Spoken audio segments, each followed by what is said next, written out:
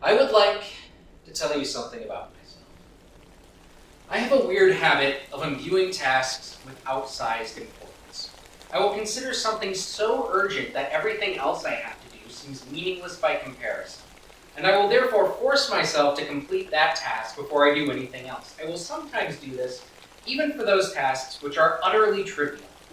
As a result, I often find myself putting off projects and paperwork because I have, for whatever reason, convinced myself that it is more important to work on something completely superfluous.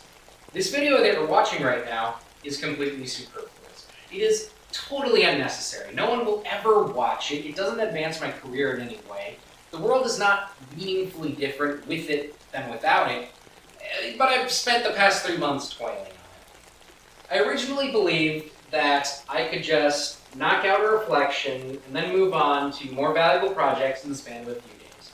I thought my college career was so uneventful that a reflection would be really short. It turns out I was wrong. I have done nothing productive for the past summer except write this script. This is the fruit of my labor. I finished college. Here's how it went.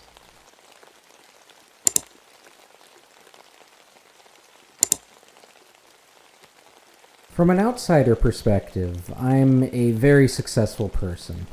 I graduated from a relatively elite school with a degree in 2 fields. One of them is Chinese, a language which most Americans know nothing about. The other is film, where I've seen a number of achievements. I've done creative work on a feature film, I've screened my work in festivals, and I have a job in my field right after graduation, which is rare for an art student. I am constantly surrounded by people who tell me I'm fantastic, and at the risk of sounding even more immodest than I'm sure I already do, I can kind of see where they're coming from. But these accomplishments feel very hollow to me. Theoretically, the purpose of achievement is not just to win the trophy, it's to demonstrate competency in some skill. And no matter what I do, I just can't shake the feeling that I'm not actually good at anything. I'm not convinced that my achievements are truly reflective of good work. The sort of achievements I've made are the kind that are easy to exaggerate. I can make them sound better than they are. For example, I can claim that I speak 3 languages, which is technically true to some extent, but I think it's a lot less impressive when you consider that I struggle to actually use these languages conversationally.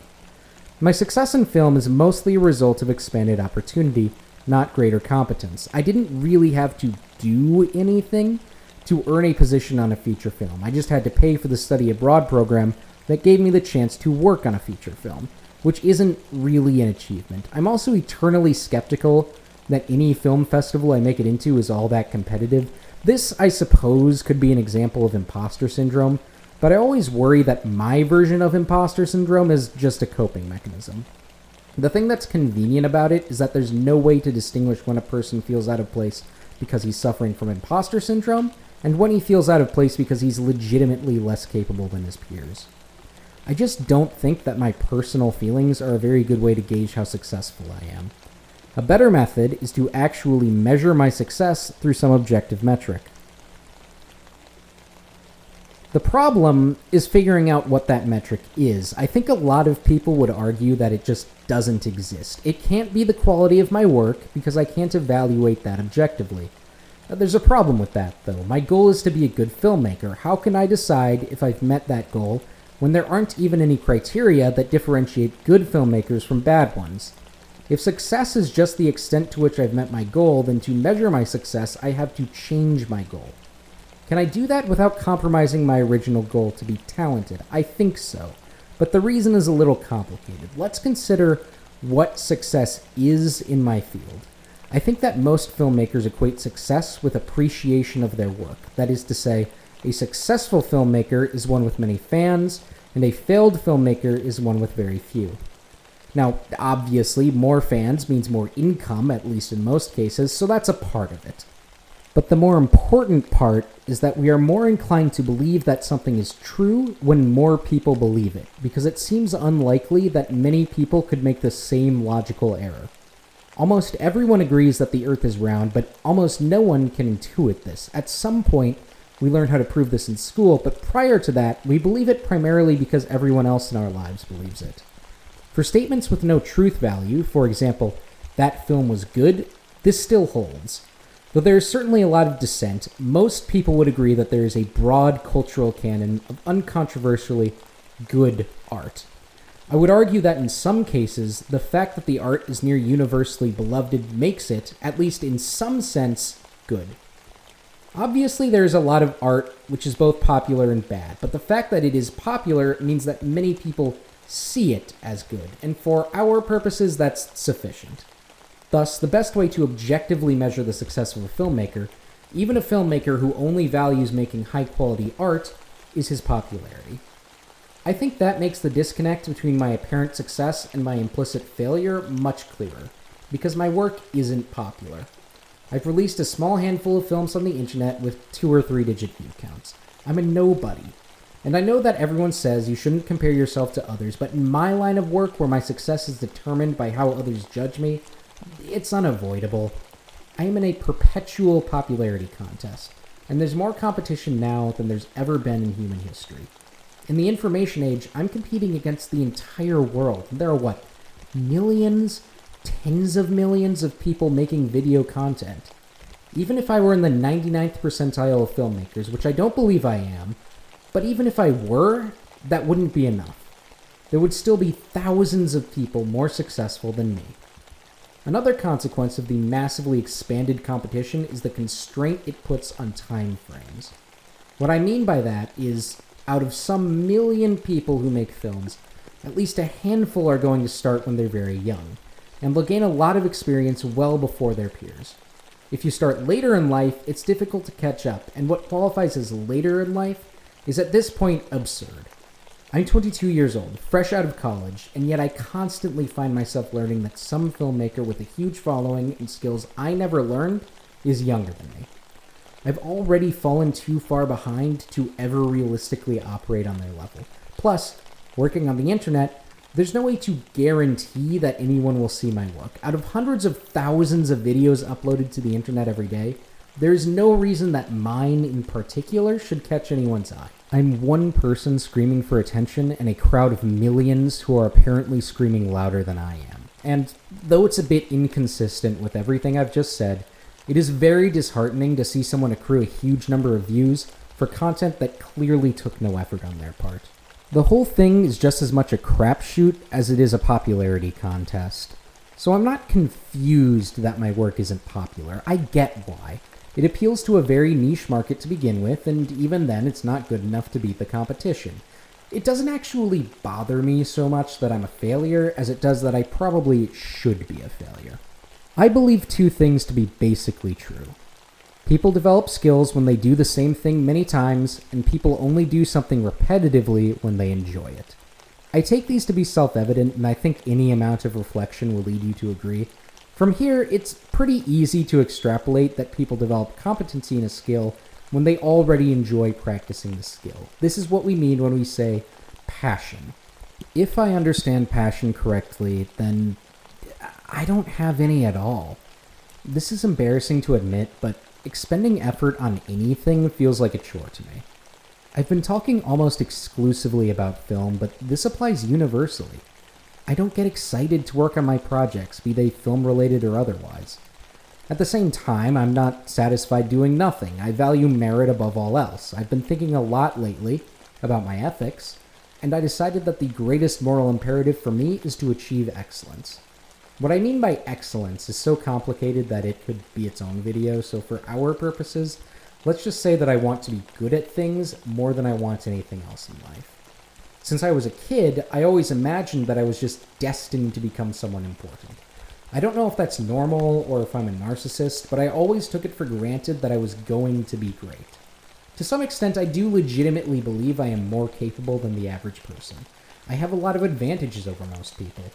So I'm in the situation that I want to, at some nebulous point in the future, achieve something of great significance and prove my excellence, but at no particular time do I want to put in the work that would actually accomplish that. I want 2 contradictory things simultaneously, and this is nothing short of ruinous. My average day is usually spent fretting endlessly about the work that I want to do but not doing any of it, but also not doing anything I enjoy because I feel like I haven't yet earned the right to have fun until my work is done. My life passes me by as I spend days doing almost nothing. I am eternally stuck in the existential nightmare of procrastination paralysis. A few years ago, I had a bad experience that led me to reevaluate my ethical principles. I took a very long time to mature from childhood. I think it is normal for most children to be hedonists, that is, to do whatever gives them the most gratification in the moment. It took me longer to mature from this than most of my peers. At least through my first year of college, I cared almost exclusively about finding immediate pleasure, which for me mostly meant wasting time on the internet and chasing girls. One of the consequences of this is that I pursued a career primarily on the grounds that it seemed easy. I wanted to be a screenwriter because I thought it would be fun and take much less effort than most other jobs. In retrospect, I now consider writing to be the hardest part of filmmaking, but that's beside the point. What matters for our purposes is that I chose a career path incentivized by instant gratification and avoidance of hardship. After my bad experience, though, I realized just how unhappy it made me to be so shallow. I adjusted my values, and it is the conflict between my old values and my new ones that motivates basically everything that I've complained about thus far. I've spoken a lot about how I feel like a failure and how I feel that my failure is largely a result of the bad decisions I made when I was younger. Obviously, I made those decisions because I didn't care then about the things I care about now. If I did, I probably would have performed better in school and gotten into a better college. I probably would have developed the skills that I now wish I had, and I wouldn't feel so far behind my peers. I probably would have been more successful socially. But I can't go back, and now I have to deal with the consequences of my own bad choices. And now, having given a lot of thought to how I would do things differently, I don't think I would have chosen to study film. I'm not sure what I would have done instead, but I feel like film was a stupid idea. It's not even because I think that I can't make money as a filmmaker. I know that's a popular criticism of arts majors, but it's not something I'm worried about personally. It's more so that I now care a lot about doing work which matters, and the world just doesn't need more artists. I want to work in a business that actually provides an important service, or I want to fight, or I want to lead. It doesn't matter, just something meaningful. It's not that I dislike art, it's that I think art should be a leisure activity for people who spend time doing productive work. The fact that I was unwilling to pursue a career which takes labor makes me feel pathetic. And in retrospect, I wish I chose something that would make me feel proud. Also, this is awful to say, but I don't even really like movies anymore. I don't hate them, but I'm not excited about them the way most filmmakers are. I rarely desire to sit and stare at a screen and let entertainment happen to me without doing anything myself for hours. You can see now how my feelings of failure came to be. I guess the best way to put it is that I feel scammed. I talked a lot in this section about myself and my own shortcomings, but I won't pretend I bear full responsibility for how my life turned out. My values now are very conservative. I see myself as a successful person if I'm strong, capable, wealthy, cultured, but I grew up in a society that doesn't seem to care about any of that. In fact, I'm not really sure what American society cares about at this point, other than equity and diversity. It's clear to me that nobody else in my life believes in excellence the same way I do. College was easy for me, not because I'm some sort of super genius, but because it's designed to be easy. We don't live in a world that expects its children to succeed anymore. We live in a world that coddles us and expects us to abandon our ambitions. I was raised badly, not by my parents, but by a culture which didn't teach me to care about my own success. And now I have to deal with the fallout. I think that's a real shame.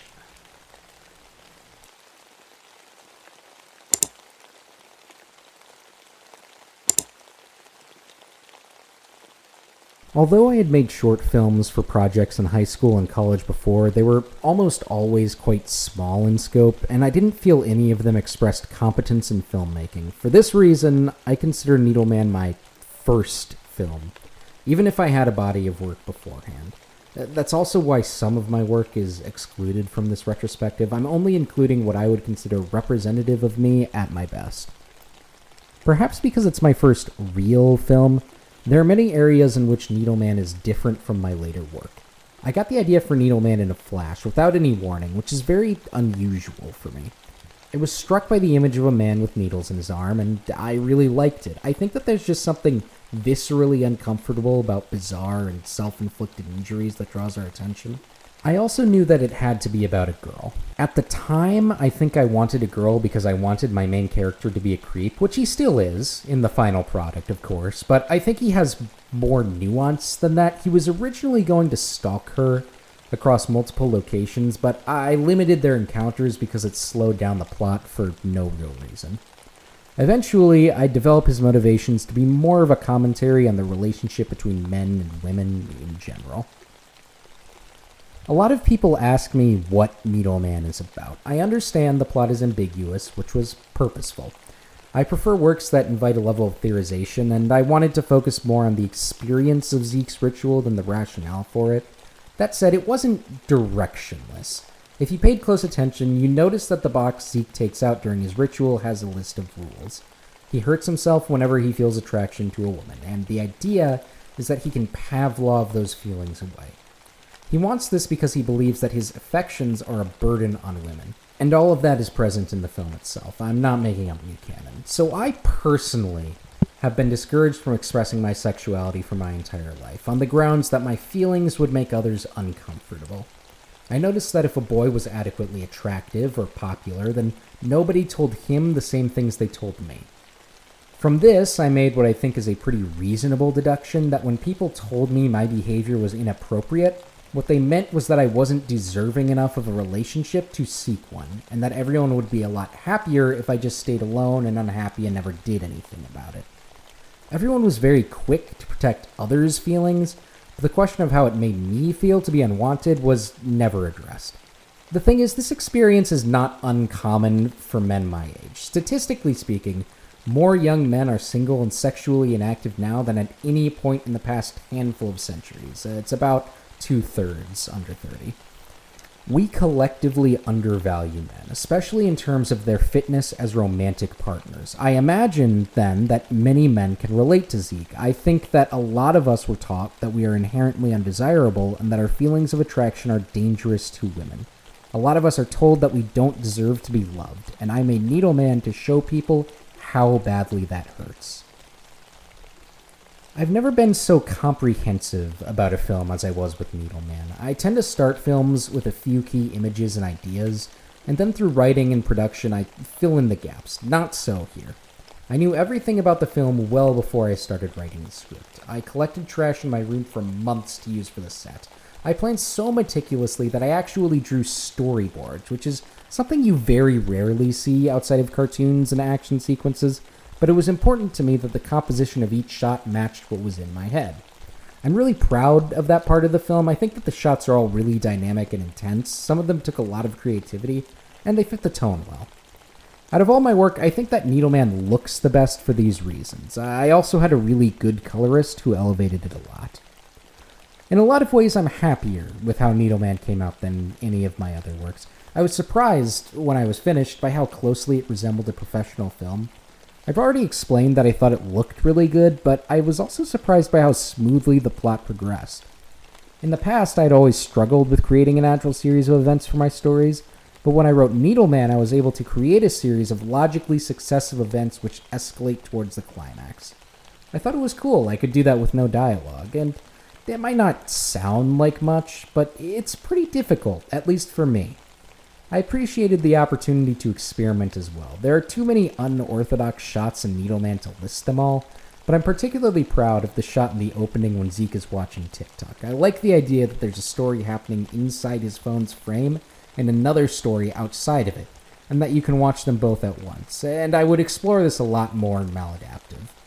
Because of all this, I consider Needleman the best of my work for a couple of years.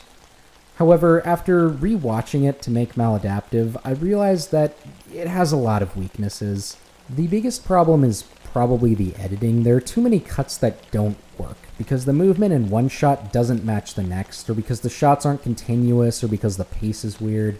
There are a lot of reasons. The problem is exacerbated by the fact that there aren't enough shots of Zeke. We often just don't see how he reacts to what's happening, which makes the film feel incomplete. We actually didn't have the actor for very long in our shoot days, so we couldn't get everything we wanted. If the editing were more consistent, I think the film would be really special, but as it is, it's just okay. There are other issues as well, particularly in the acting and sound design. I will say, though, I still love how the last shot transitions into shortening bread and then the end credits.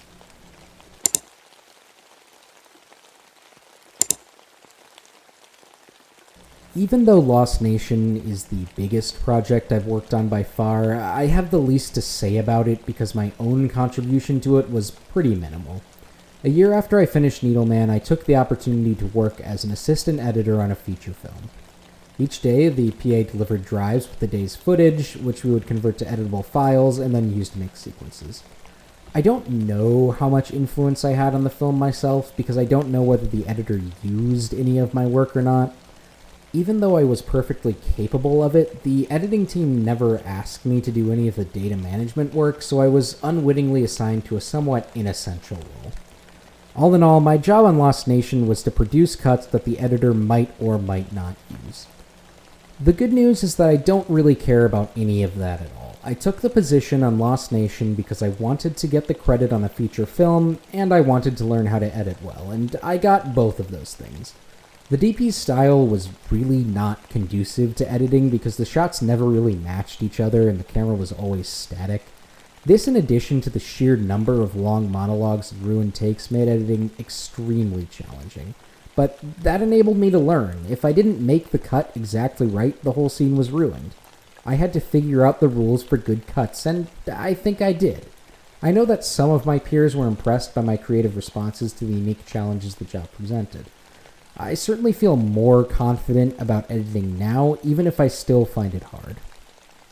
As for the movie itself, I hate to be an asshole because it's not even out yet, and I like everyone who worked on it, but I'm not optimistic. The plot is pretty bloated, and the acting is not very good. Parts of the movie are impressive, but I personally wouldn't want to watch it in theaters.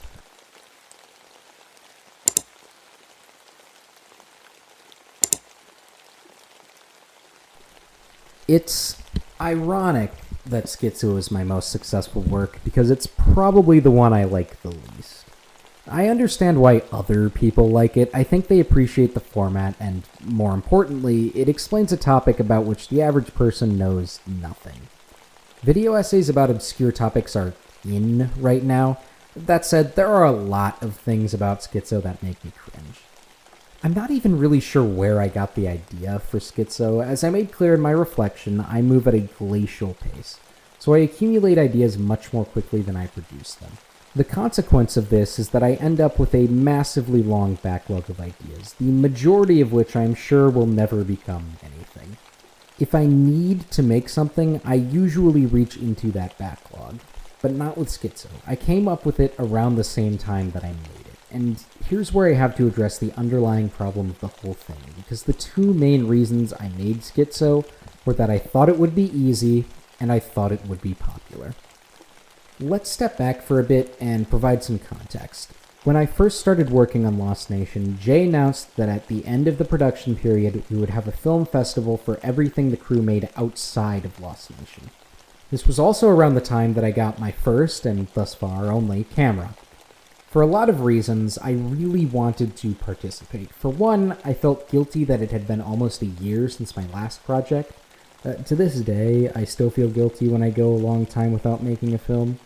I also wanted to test out my new camera. After receiving it, I was high on the idea of the intense, determined artist type who constantly works and makes new things and is obsessed with his medium and doesn't really do anything else. I thought that if I became that kind of person, I would also become a good filmmaker. Finally, I guess I just wanted to present myself as interesting to my peers who otherwise didn't pay much attention to me. The subject matter of Schizo is in some ways an appeal for people to like me, despite my faults, which is only the first of many parts of the project that embarrass me.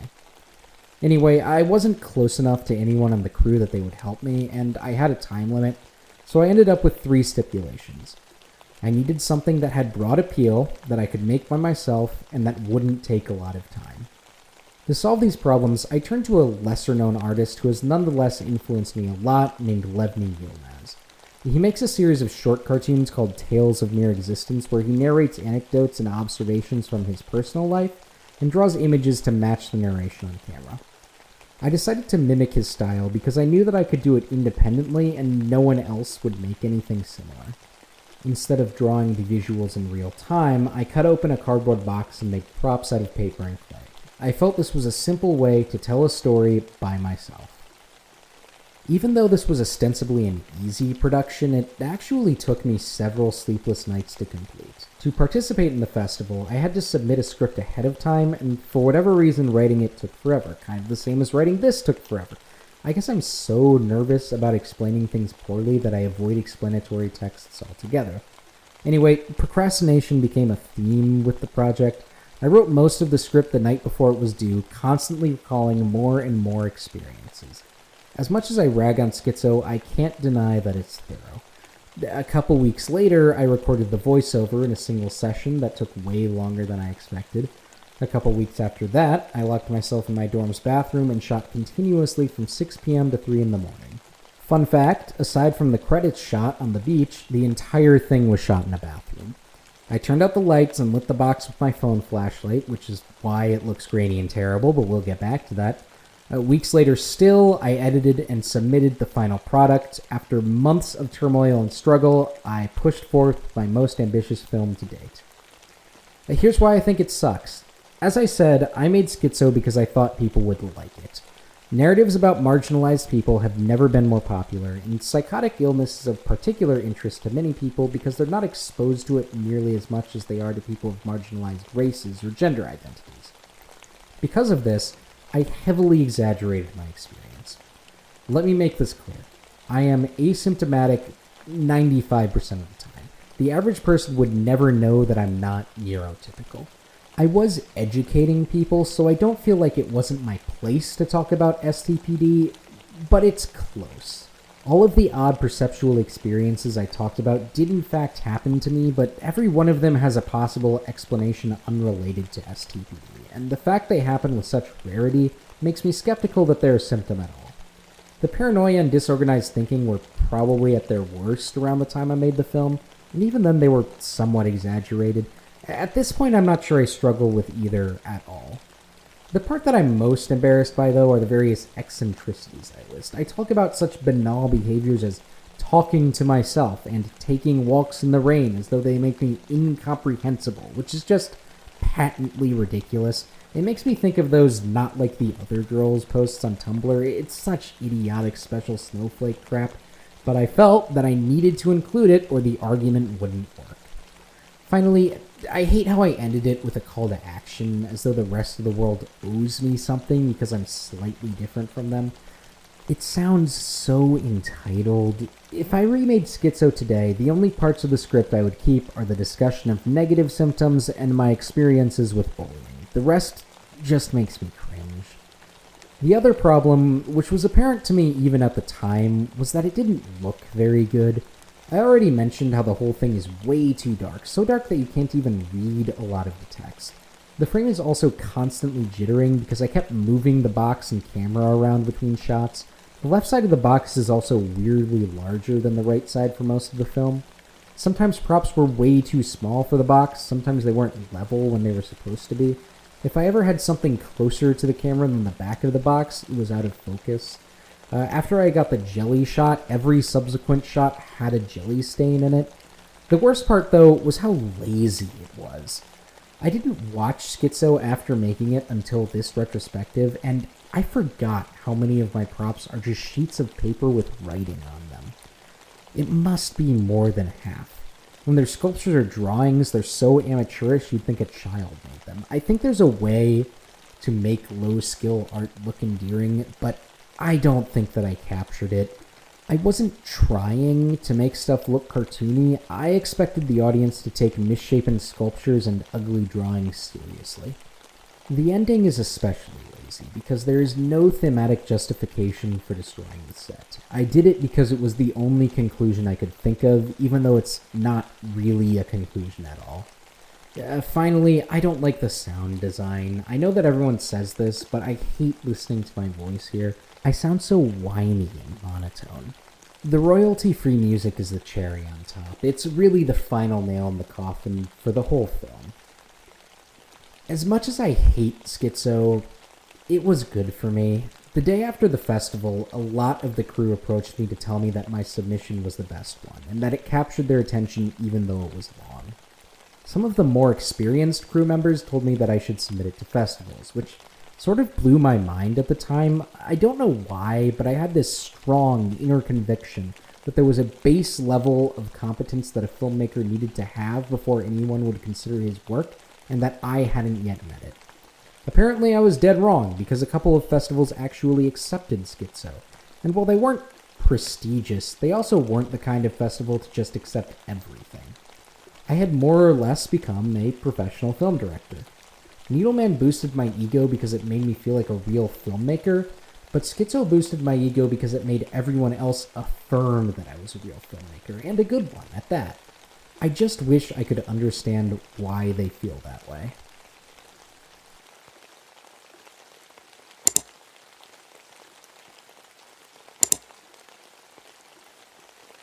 Test Footage 1 is a little bit of a weird work because it wasn't for a school assignment or a film festival or anything like that. I had no expectation that anyone would ever see it, and I can't say why I felt compelled to make it, except that I felt I needed to make something. Honestly, the film is so short and so loaded that I'll take more time talking about it here than it actually takes to watch.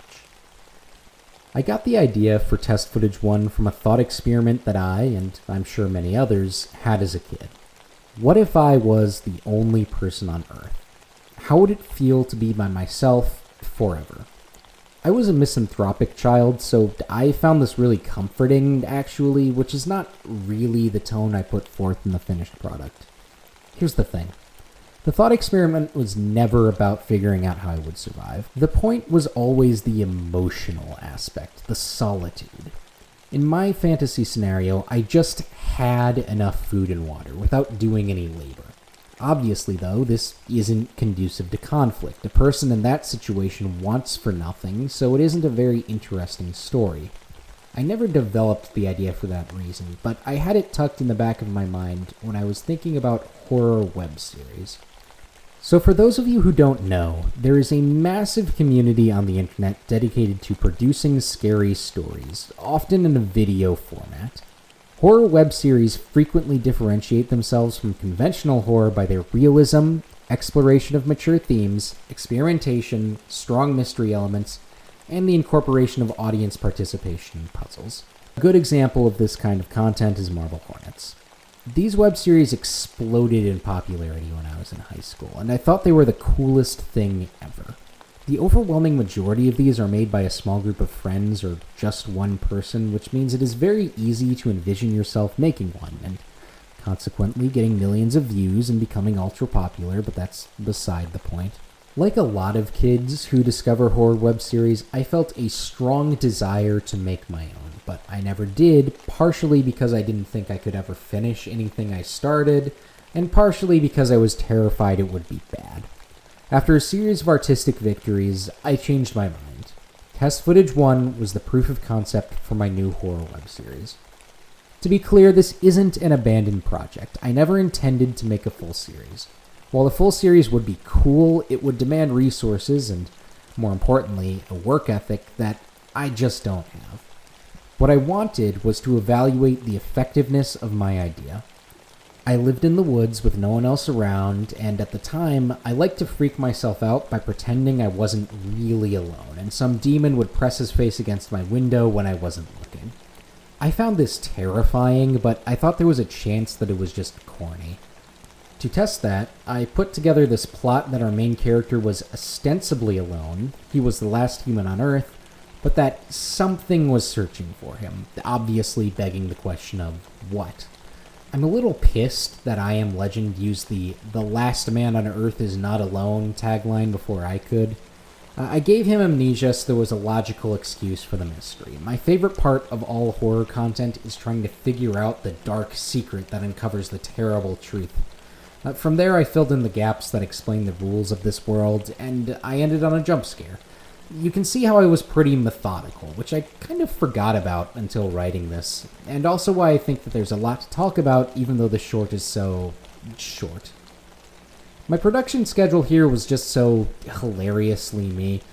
I started working on test footage 1 during the pre-production period of Lost Nation, and I finished over half a year later after starting my senior year of college, and yet the total production time was 3 days. I wrote it all in 1 day in February, then I shot it all in 1 day in May, and then I edited it all in 1 day in September. I'm only now noticing how similar this schedule is to Schizo, and that pattern makes me, frankly, very uncomfortable. Anyway, my plan for shooting was simple. Cast myself as the main character and capture an image that directly matched every line of the script.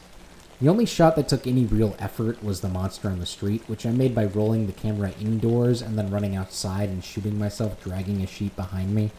I don't have the technical skill to make a real monster, so I had to resort to a shadowy mass in the distance, which ended up being so far away that you can barely differentiate it from the trees. If you pay close attention, you actually can see me move, but it's really subtle. It wasn't intentional, but I think that makes the effect a lot creepier. I don't hate how I did the monster, but I recognize that this was more or less the best I could do, and that wouldn't cut it for a full series. The only thing that changed through the entire process was the voiceover. Initially, I was going to read the voiceover, and you wouldn't make the connection that I was also the main actor because I don't talk on camera. When I tried voicing it, however, it just never sounded scary. If I spoke normally, I sounded like I do now, but if I tried to use a creepy voice, it sounded ridiculous, like something a child would do. I've been told I have a good voice, but clearly I am not cut out for voice acting. Using text-to-speech is a little cliche, but I feel that it worked here both thematically and tonally. The jump scare is a lot less successful. I'll talk more about its place in the story later, but it also doesn't look very good. The idea was that this monster is so alien that it breaks technology through exposure alone, which causes the camera to glitch and stop recording. I pretty shamelessly stole that from Slender Man. Unfortunately, I just didn't get how to do a good glitch effect, which is something I still haven't figured out today. To compensate for that, I flashed really quickly between a handful of frames that are slight distortions of the last one. It strikes me as amateurish and unfocused, but it's less than a second in total, so whatever. The last thing worth discussing about the post-production is that the credits say speed up 5 times, and that's because if you do, you learn the background music is Daisy Doo slowed down to 20%. I was stunned by how well this fit, and coming up with that idea is probably what I'm proudest of in the whole project. There is a plot here. I had a plan for the plot of the whole series, but since I doubt that I'll ever follow up on test footage 1, I'm comfortable sharing it. You couldn't possibly figure it out from just the trailer anyway. Jonah is taking an experimental therapeutic treatment that uses virtual reality to put him in a simulated environment, but it doesn't work properly because the machine he's using is possessed by demons. To escape, he has to travel the world solving a series of puzzles without getting caught. I left in a lot of clues to this. The music and voiceover are both computerized because the whole thing is a computer, and Jonah is named Jonah because it's a biblical name and also because he's trapped. There's a freeze frame shot of the command console for the program, which is the most direct clue. I don't think test footage 1 is bad, necessarily. I just think it's insubstantial. It's a good idea, which I didn't fully execute because I knew I didn't have the skill for it. There's nothing that sticks out to me as excellent because it's so simple, but there also aren't many problems. The biggest one is the ending. The implication is that Jonah is caught and killed, but I chose to communicate that in such an ambiguous way that you could reasonably argue there's no ending at all. Writing this, I realized that none of my works have real endings. I'm okay with it in Needleman, but here as well as in Schizo and Maladaptive, it feels like I just hit a point where I didn't care about the story anymore and just stopped telling it without resolving any plot threads. It calls into question why I chose this point in the story to be the ending in the first place. Still, from how much longer this section is than the film itself, you can understand why it's so dense and why I think it belongs in my personal canon, even if it is basically a trailer.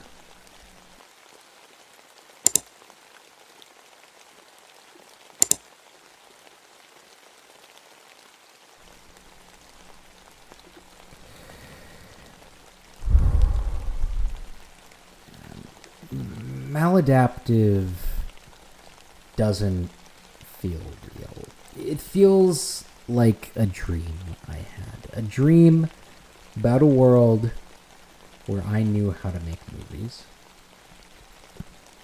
So maladaptive is very difficult to talk about. For one, it's not done. I never released it to the public because I want to tinker with it more. That was supposed to be my summer project when I was finished with this, and whoops, September's half over, so that's a mistake. One of two things is going to happen. I'm going to abandon it forever, or I'm going to finish it and output something completely different from the original product. Either way, nobody will see the film that I'm currently making a retrospective on. I'm going to do it anyway because I think it is the perfect culmination of my college experience and filmmaking career. Maladaptive is also super complicated. It was my thesis. I went into it with the mindset that I might not have the opportunity to make something with the resources I had at college ever again, and I wanted to make full use of those resources so I wouldn't regret it once I didn't have the chance. My goal with the film was to demonstrate this quality I appreciated in art that I call fullness. A work of art has fullness if every individual component of it was an intentional choice by the creator. This might sound strange. Isn't that true of all art? After all, you can't produce art involuntarily, so everything in your final product is something you decided ought to be there. I would argue, though, that there are a couple of situations in which artists don't act mindfully. First, sometimes elements of a work of art are purely incidental. This is easiest to understand in relation to film. To make a film, all you have to do is turn on your camera, which means that whatever your camera points at will be the film you make. You can, of course, choose what you point at, but without intervention on your part, you can't choose what the world around you looks like. Unless you choose otherwise, your film will not be 100% intentional on your part. Many filmmakers will pay attention to the obvious things, the characters that appear on screen and what they do, but sometimes less noticeable things slip through the cracks, such as what takes place in the background of the shot. The other way that a work can lack fullness is in following convention. There are some elements of art which are clearly intentional decisions by the artist, but which are included only because the artist feels that he must include them, as they are almost universally included in the medium. I'll give some examples to make this clearer. If you go to see a stage show, you will probably be given a program. Nearly every book has a cover, copyright page, and table of contents. Almost all films have a credits sequence. The theater company, author, and filmmaker did not choose to include these things because they make the story better, but for some ulterior purpose, because it is conventional to do so. Thus, even though these elements are part of the art, they are not a meaningful part of the artistic experience. They're wasted space. The art isn't full. What I've discussed so far are only the most obvious examples, but there are many millions of subtler ways that artists are not intentional with their work so that the work is not full. Maladaptive was my attempt to combat that, to make something that was entirely deliberately chosen. To be clear, I don't think that art is bad by virtue of not being full, just that fullness was the purpose of this project. I don't think that I actually achieved that, but it was my goal. This is what I mean when I say maladaptive was complicated. Since I deliberated on almost every part of the film, analyzing it is a Herculean task. I could talk for an hour about every individual scene, and as you can obviously tell, brevity is my highest priority here, so I don't really want to do that. I'm not exactly sure what to leave in and what to leave out, so I'm not even sure where to start. I guess I'll begin with where I got the idea. Making Needleman taught me that I have the skills to produce quality film. I finished it around the same time that I had a major emotional shift, which led me to change my values, as I mentioned all the way back in the reflection section. Suffice to say that I was thinking deeply about what I should do instead of what I wanted to do for the first time in my life. One of the conclusions I came to is that I needed to invest in my future, which for an aspiring filmmaker meant that I needed to build a portfolio and deepen my skills. The best way to do this was to make more films, but they couldn't be like Needleman because I didn't have a proper camera or a crew to work with. So I started with the limitations that I needed to make something that didn't require any equipment more advanced than a cell phone or any cast or crew aside from myself. The idea I settled on was to make a short that followed a day in the life of a ridiculous and pretentious director. I don't remember why I chose this in particular, but at the time it was supposed to be a simple comedy about laughing at a silly person. Oh, how the times do change. In retrospect, I don't remember much about the development of Maladaptive past this. At some point, I decided that it should focus heavily on frame stories and genre blending, and I had the breakthrough that it should be an homage to my favorite book, House of Leaves. I would describe House of Leaves as an excellent example of fullness. If you haven't heard of it, it's a book about a tattoo artist who finds a manuscript that analyzes a fictional film called The Davidson Record, which is about a family that moves into a house larger on the inside than the outside, and reading the manuscript causes him to go insane. It's famous for its bizarre formatting that includes footnotes which take up entire pages and page layouts that put the text in different spaces and angles, among other things.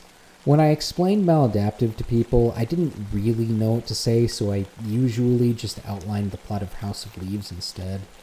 Anyway, I started with the idea that Maladaptive would follow an artist that couldn't make anything good, and I used House of Leaves to fill in the blanks. I challenged myself to see how many frames I could put in that story. Suddenly, it wasn't just about the artist. Now it's also about the director of the documentary the artist is in, and the YouTuber making a video essay about the documentary, and the student watching the video essay, and the films that the artist made, and to some extent, it was even about me making Maladaptive. It's a recursive series of stories within stories, and it wasn't just a short film. It had animated sequences, it had a music video, it had an alternate reality game, it was a retrospective on my past work. My desire to make something good turned into a desire to make everything good, and in trying to make it full, it spilled out of the bounds of what it was and bled into everything else. It didn't have boundaries. It had frames, but they were contained within still more frames, and those frames could be anything. My past work was a part of the story. My real life was a part of the story. I lost track of where the plot began and where it ended because the film was larger on the inside than the outside. A lot of people think that Maladaptive was a comedy, but it was a horror film, and I hope you can now see why. There's one more thing to talk about before getting to production. Maladaptive is about me. I imagine most people who know me will get that message to begin with. Malachi is basically what I fear I am. A man with boundless ambition but almost zero technical skill. A man who thinks he is spectacular only because he is incomprehensible. The other characters, however, are also me to some extent. Poe is what I believe I really am, or at least what I really was while making Maladaptive, someone who obsesses over her work and desires perfection so strongly that she refuses to do anything for fear that it will be the wrong choice. Mallory is sort of meta. She's the way that I see the way I see myself. A cartoon version of Malachi who is not just pretentious, but so absurd that she no longer behaves like a human. The narrator is literally me, a character played by me who talks exactly the same way I do. Molly and the Gaffer are more how I imagine others see me, but there are more characters still who are pressed so far into the background that most people who watch Maladaptive will never know that they're there, but these characters are me as well. All of these characters are motivated by the same things that motivate me. My love for beauty and experience and my desire to create it, and my paralyzing fear that I will fail. This fear haunts them throughout the film. It is a monster. When I pitched Maladaptive to my professors, they didn't really see how much unchecked ambition influenced the project. In fact, they felt I was being too conservative. I had always operated in the mode that I needed to make do with what I had. You can see how Needleman, Schizo, and Test Footage 1 all came out of limitations. My professors told me not to limit myself. They told me that I could have a large crew, expand my locations, and hire a professional actor. This blew my mind. For the first time, I had help in planning a film. I put in a lot of work, and I found the perfect actor. I found all the right locations. I found the best director of photography and producer available to me. I had more and better resources than I'd ever had before. I was set up to succeed. I have nothing to say about the shoot period itself. I mean, I have a ton to say, but none of it is important enough to justify the time it would take to talk about. I'll skip to the editing phase, which is where things got really weird, because both Maladaptive and House of Leaves are such meta works. What I'm about to say might sound trite or cliche, but it is completely true. My experience editing Maladaptive mirrored the experiences of Will Navidson and Johnny Truitt in House of Leaves very closely. I grew obsessed. I spent every day, from the moment I woke up to the moment I went to sleep, thinking about Maladaptive. It became less of a project and more of a beast that I had to conquer. Trying to get anything done was a huge struggle. I edited most of the film in a span of 12 hours the day before it was due. For months before that day, I obsessed over Maladaptive without making any progress on it. It was constantly haunting me. Life was a blur. I don't remember anything from that time period clearly. I just remember the cycle of dorm, dining hall, class, dorm, dining hall, class, repeating itself ad nauseum. I felt haunted. I felt like there was always a monster just outside of my vision, and I was terrified to measure the dimensions of my room because I knew they wouldn't match when I measured them from outside. My world had turned upside down. Exposure to Maladaptive had driven me mad. There's a scene in the current cut of the film that I give the audience a list of symptoms you can experience from prolonged exposure to Maladaptive. They are restlessness, derealization, avolition, and the inability to recognize faces. All of these things actually happened to me. Avolition and derealization are the most notable. Avolition because I could never get anything done, and derealization because every day felt like a dream. Around the end of the semester, I started thinking a lot about computers and computer simulations and believing to some extent that I was in one. I remember picking up a stone with my hand and wondering whether it was real, and then wondering whether my hand was real either. The world had stopped making sense. It's probably not surprising, then, that I came to really hate Maladaptive. When we screened our films at the end of the semester, I refused to watch my own. I thought it was awful for a number of reasons. The biggest one is that there's no conflict. The story is about a regular day in the life of our main character. He isn't trying to get anything. He doesn't really want anything that he doesn't already have. In the comedy that this was originally supposed to be, that would have been okay. If the goal is to make your audience laugh, then as long as the audience is laughing, what's happening on screen doesn't matter that much. If the goal is instead to make your audience care about the outcome of a situation, then a lack of conflict is a pretty damn big problem. For all my talk of making sure that everything in the film is there for a purpose, I sure didn't do a good job of giving the actual events of the plot much purpose. If you asked me why I included the scenes I did and why I put them in the order I did, I could probably answer that from a thematic perspective, but there isn't a narrative reason for almost anything that happens in this film. For me, the creator, it all feels like a natural series of events, but I can understand that for an audience member, it must seem completely random and directionless, not to mention very confusing.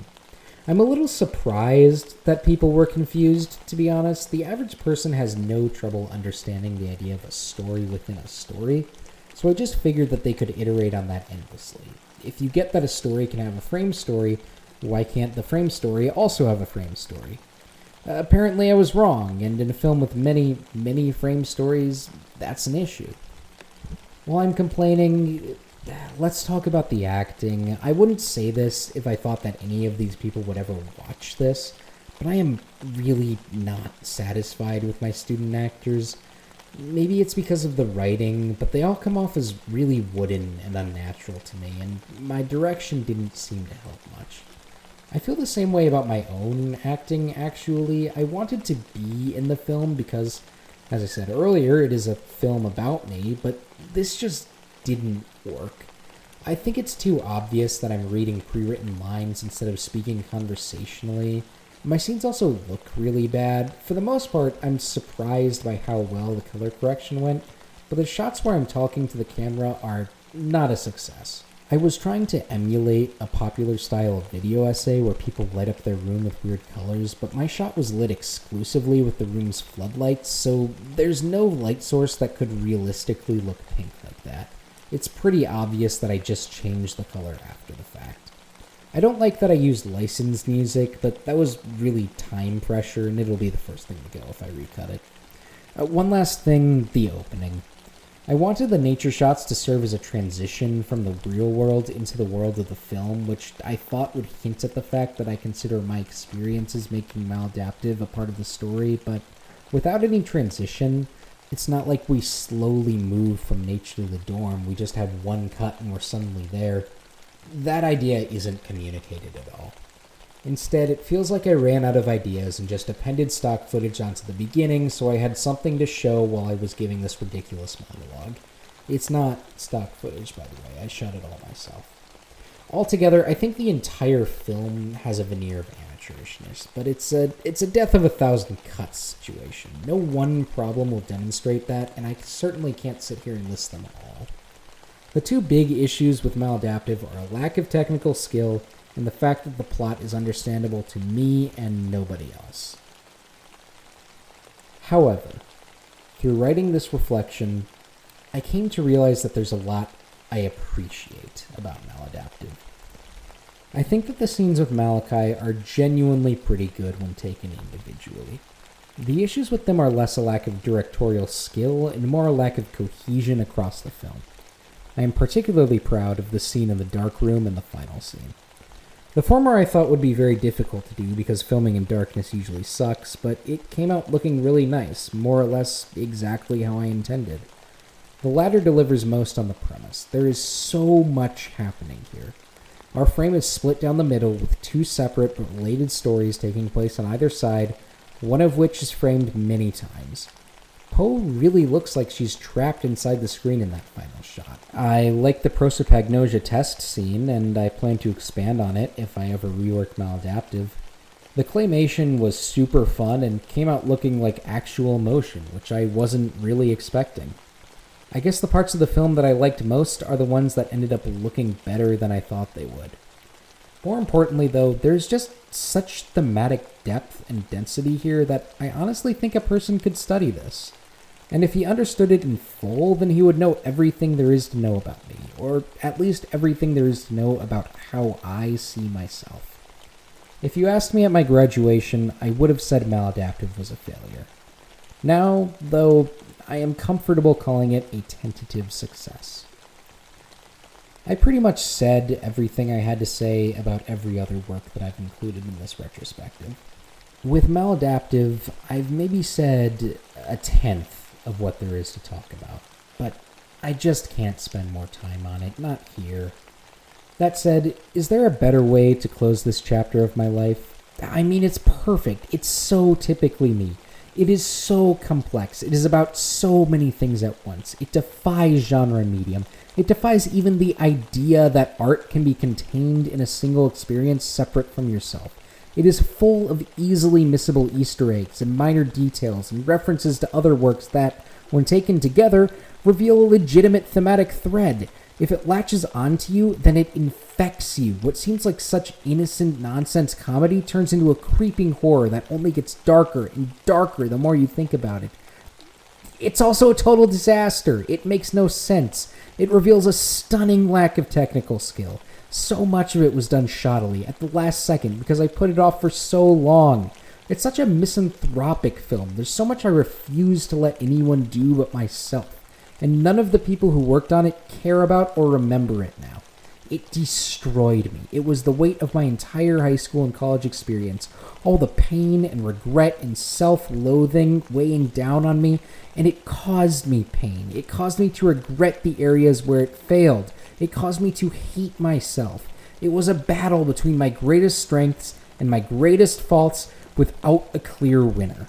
Maladaptive is an existential crisis on a screen, and now it's done.